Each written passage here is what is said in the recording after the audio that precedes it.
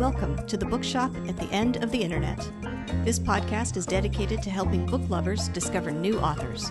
Like all the best bookshops, this podcast is filled with all kinds of books and all kinds of authors. So tune in, browse around, find a new author, and discover a new favorite book at the Bookshop at the End of the Internet. I'm Stacey Horan, author, book lover, and host of the Bookshop at the End of the Internet. This is episode number 181. For more information about this or any of our episodes, go to my website, staceyhoran.com. If you enjoy the podcast, leave us a review, like us on social media, and share us with your friends, family, and fellow readers.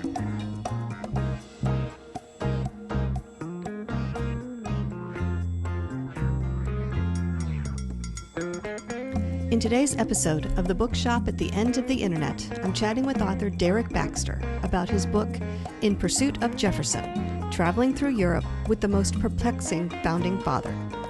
Derek's book is about a little-known travel guide written by Thomas Jefferson in 1788, titled Hints for Americans Traveling in Europe. Jefferson wrote the book for the sons of two wealthy friends who were setting out on a tour of the European continent. Derek came across the mysterious travel guide online and was surprised to find out that it wasn't talked about much by historians. It also stirred up fond memories for Derek of his own days backpacking through France at age 20. So armed with the guide, Derek and his family set out to recreate Jefferson's travels and to follow his hints for Americans. He took 9 trips to Europe following Jefferson's guided tour, and his book, In Pursuit of Jefferson, tells the tale. In this episode, I'll chat with Derek about his writing journey, why Jefferson is such a perplexing figure in American history, and the most interesting parts of Jefferson's European tour, the architecture, the gardens, and the wine, as well as a few other things coming up.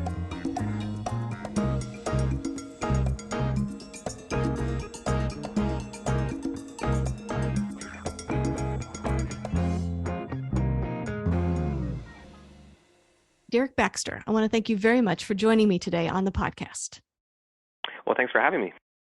I thought what we could do today is talk about your new book, In Pursuit of Jefferson, Traveling Through Europe with the Most Perplexing Founding Father. Why don't you tell us a little bit about this book and specifically what inspired you to write it? Well, it's a book about a kind of unknown travel guide that Thomas Jefferson wrote. He was of course, our ambassador in France for about 5 years.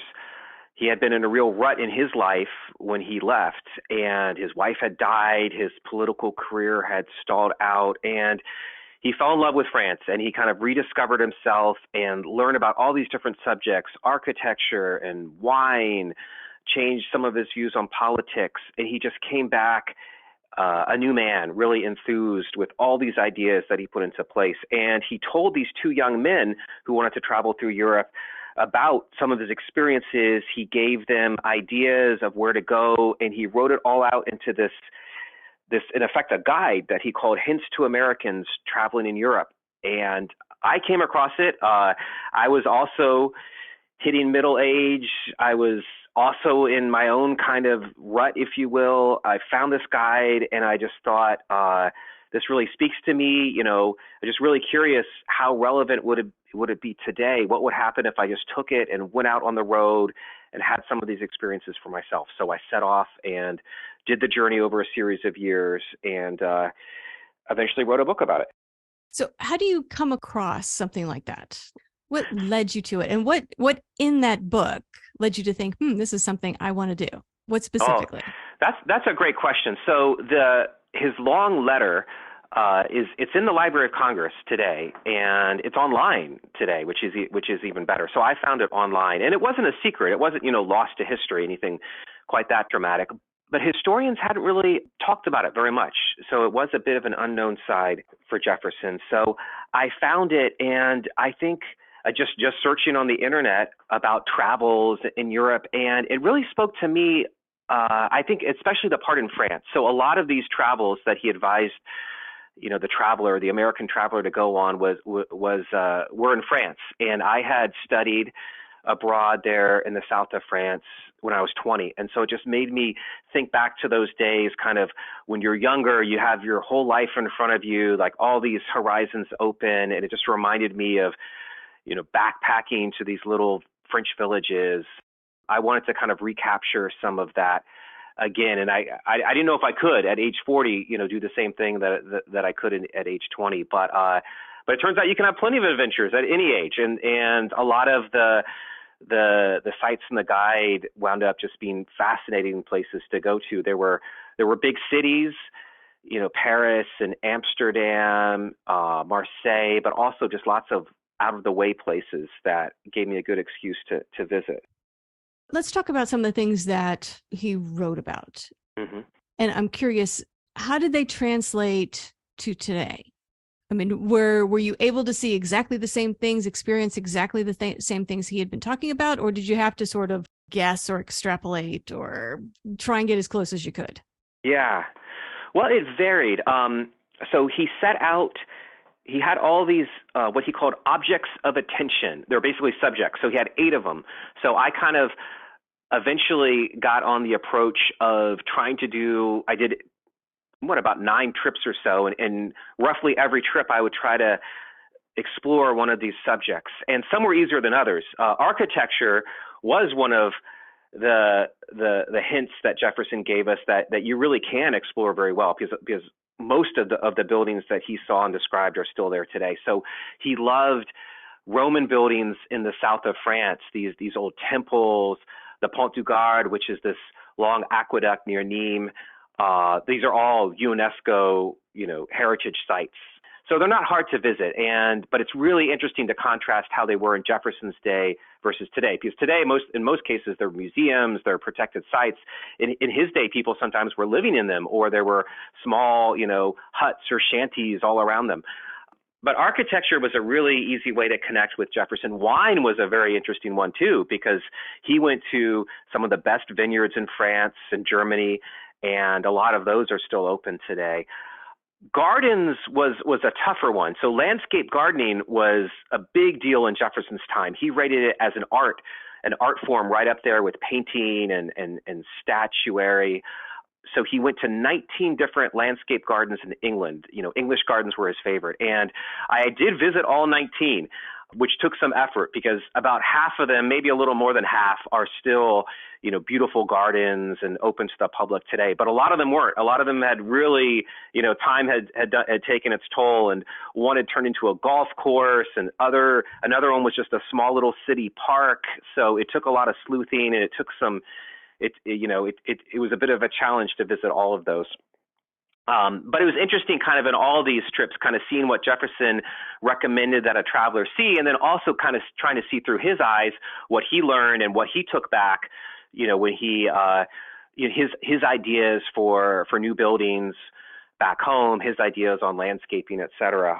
You can just see exactly where he got some of these ideas.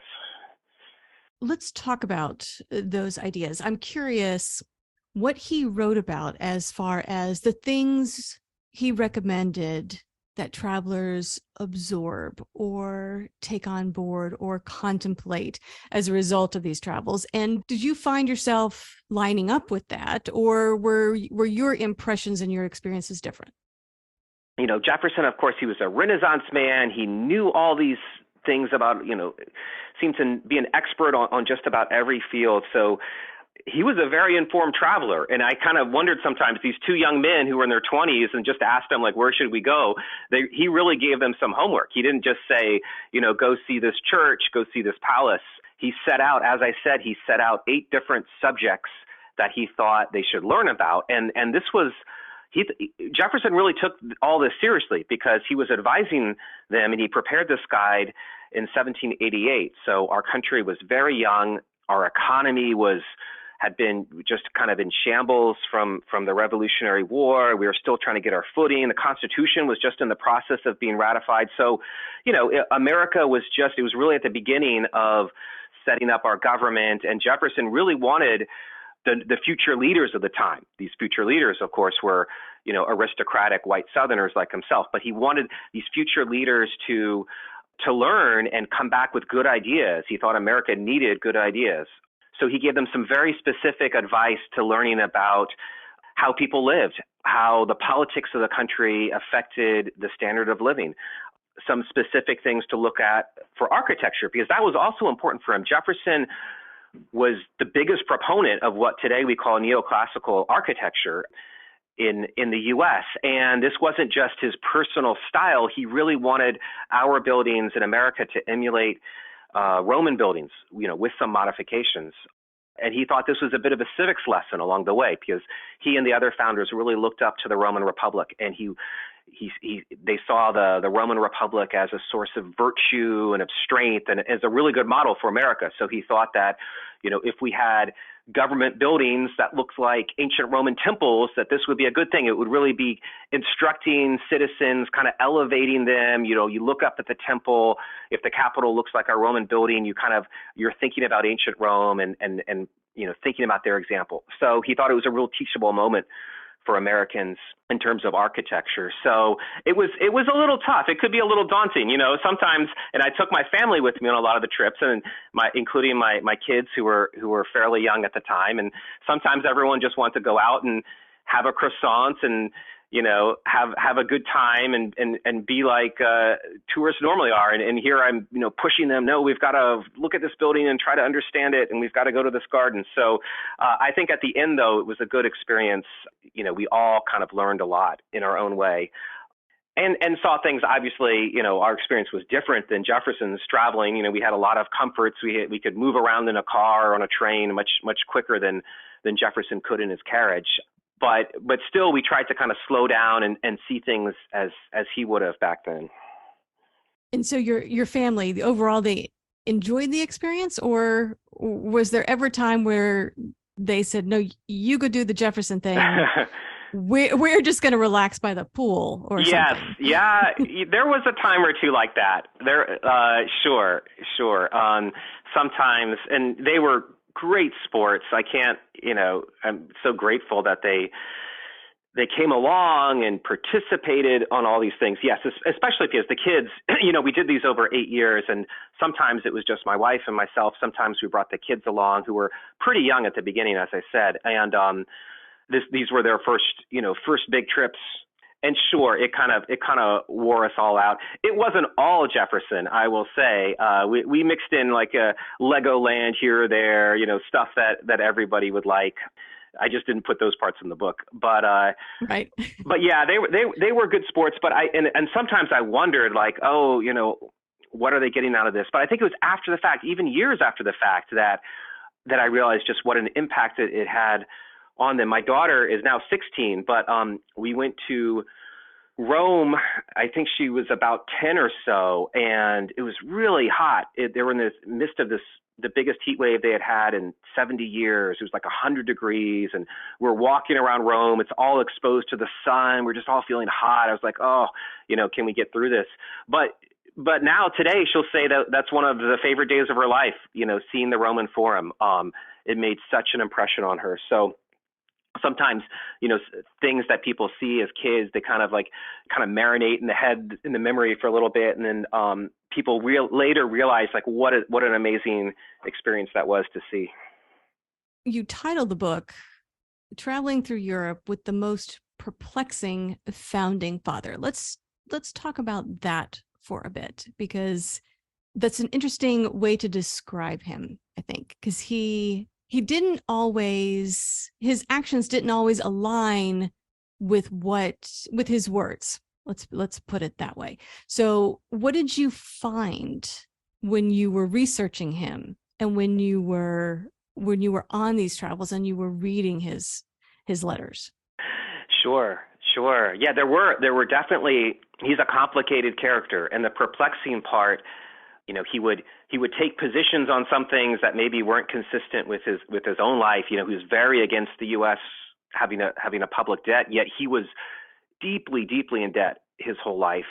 There are a lot of examples of that, but the biggest one by far for me, the issue that was so hard to grapple with, was slavery, and that's where he is quite perplexing, because we know him as the person who authored All Men Are Created Equal, and he spoke out pretty passionately against slavery, especially as a younger man, but he also owned 600 people in his lifetime. And, this topic really kind of grew on my mind. At first, I didn't think it was the most relevant thing to keep in mind because, I'm focused on, European travels. I didn't set out to write about slavery, but the institution of slavery was immensely important to Jefferson. And as I began to travel more and research, because I was going through all of his papers and his financial records all throughout that time of his life, it really sunk into me just how important the institution of slavery was at many levels for Jefferson. So for one thing, it's what really paid the bills. He had a salary at that time as an ambassador, but he also, really was as a plantation owner, as the tobacco that the enslaved people picked is what paid his bills, paid off his debts for most of his life.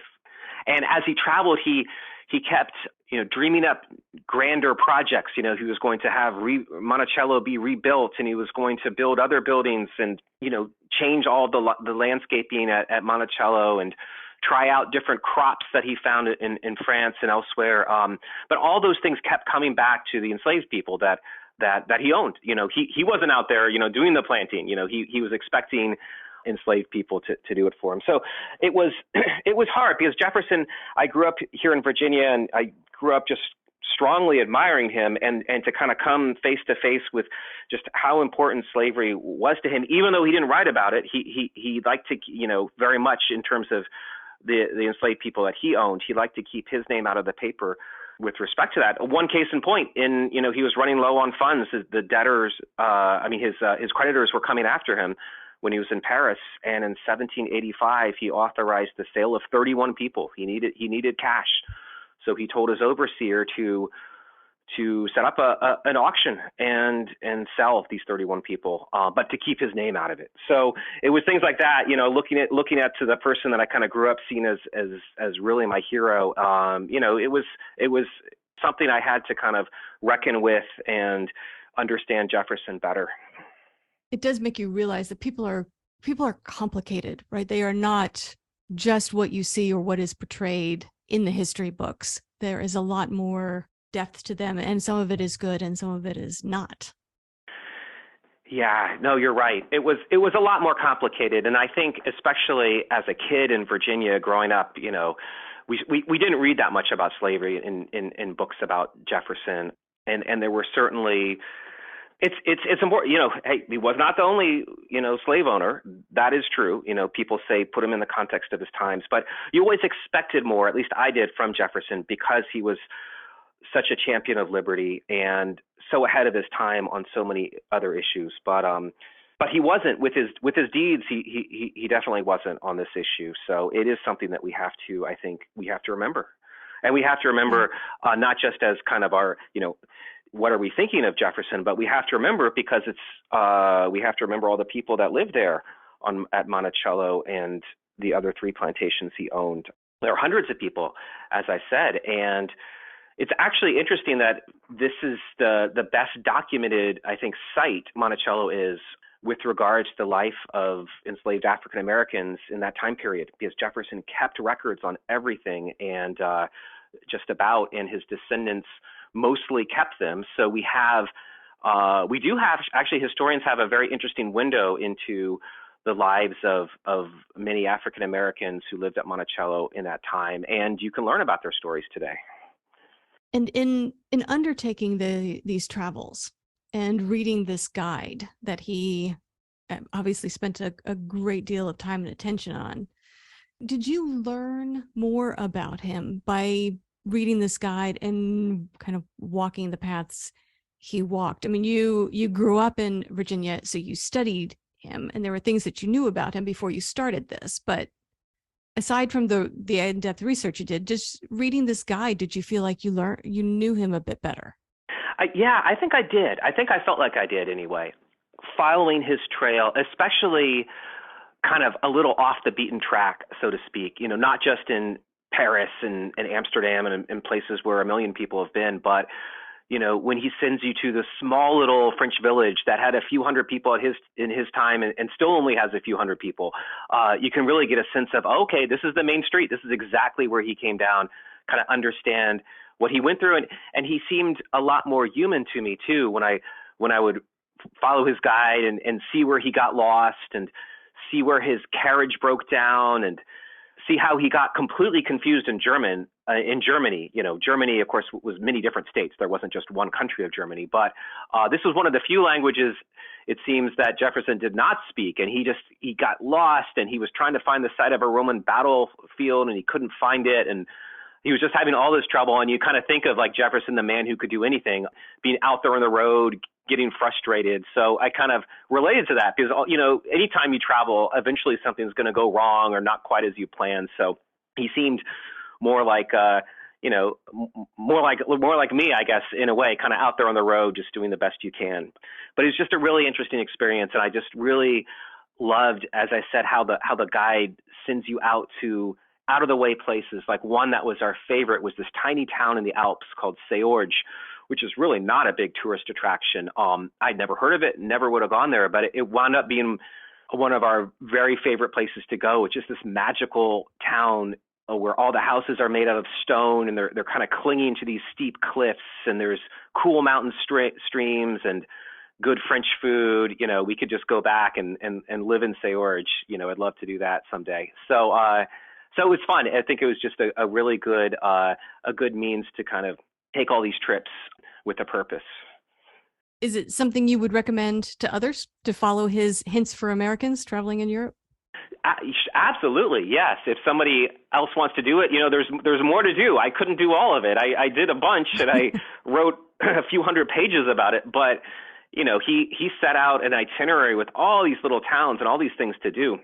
So somebody else, you don't have to do the entire trip, but you could certainly do sections of it and have a great time. I've actually put out on my website just a few kind of practical tips for people how they can go do pieces of this today.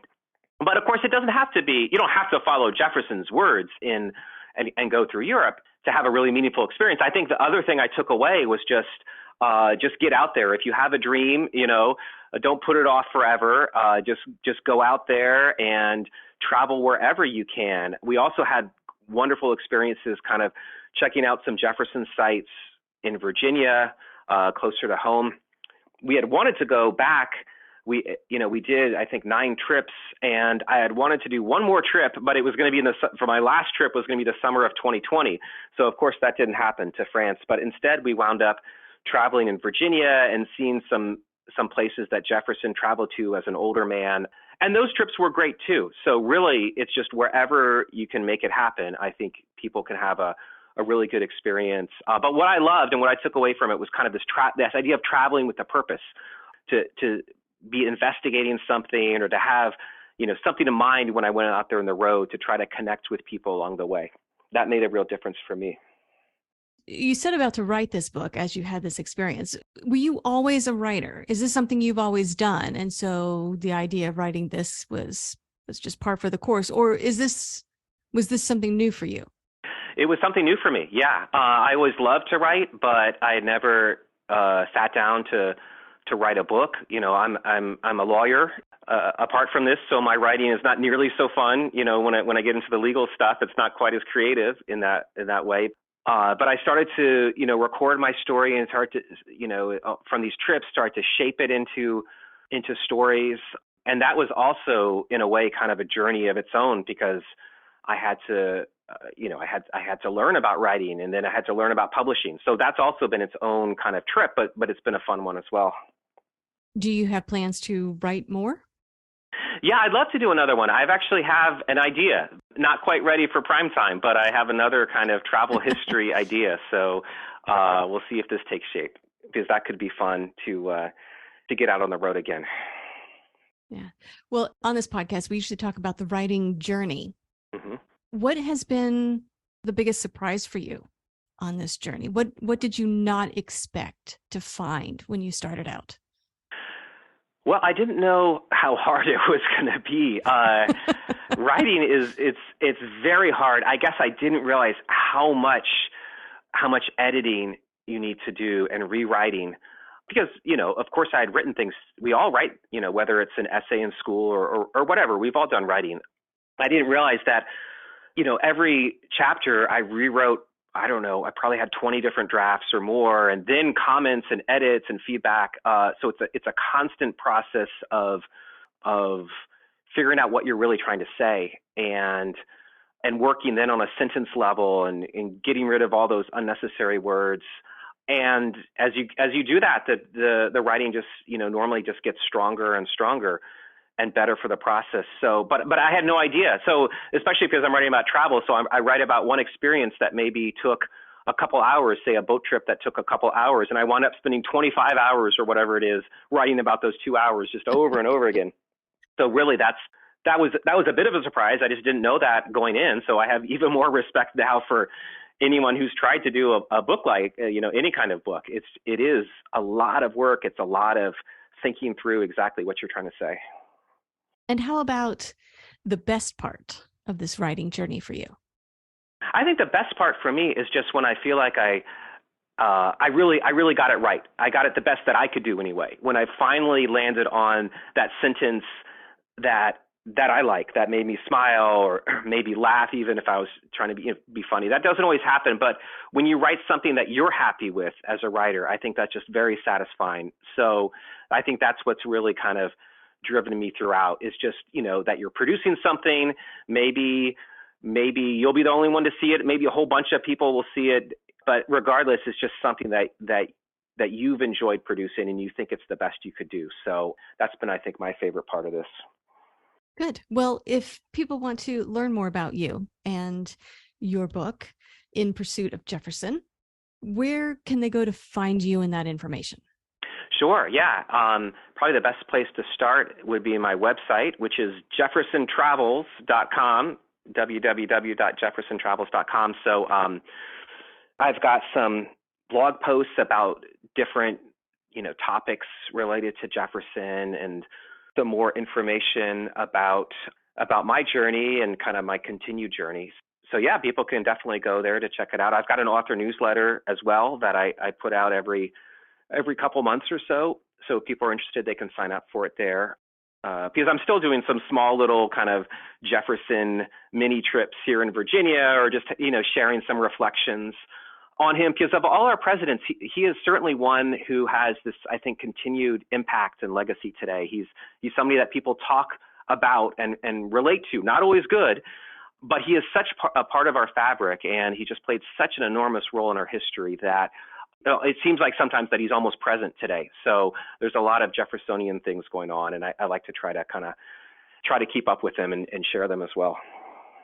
And if people are looking to purchase a copy of the book, where can they go to find it? Yeah, I've got some info on the website. It's in a number of local bookstores, independent stores. It's at Amazon, Barnes & Noble. You can get it directly from the publisher if you like, from Source Books. The publisher out of Illinois, from their website. So, and there's an Audible book out as well that Tantor did. So yeah, a few different options. Good. Well, Derek, I want to thank you for joining me today on the podcast. And I want to wish you luck with In Pursuit of Jefferson, traveling through Europe with the Most Perplexing Founding Father. So good luck with that and with your work in progress. We'll keep our fingers crossed to see that hopefully soon. And congratulations on everything you've accomplished so far. Best of luck with the rest of your writing journey. Oh, thanks so much for having me. The Bookshop at the End of the Internet is a podcast dedicated to helping book lovers discover new authors. Like any good bookshop, this podcast features a wide variety of books by the equally varied and interesting authors who felt compelled to write them. This podcast gives you a chance to meet these wonderful writers and discover your next must-read book. Listen to the authors describe their books and tell you their stories in their own words. My interviews feature books from all genres and authors from all walks of life, including those who are indie published, as well as those published by small presses and large publishing houses. Looking for unique, not so easy to find books for yourself, a friend, or a book club? Tune into this podcast and find your newest favorite author, or maybe a soon-to-be bestseller. This podcast, like all the best bookshops, is filled with all kinds of books and all kinds of authors. Tune in, browse around, find a new author, and discover a new favorite book. You never know what treasures you might find in the bookshop at the end of the internet.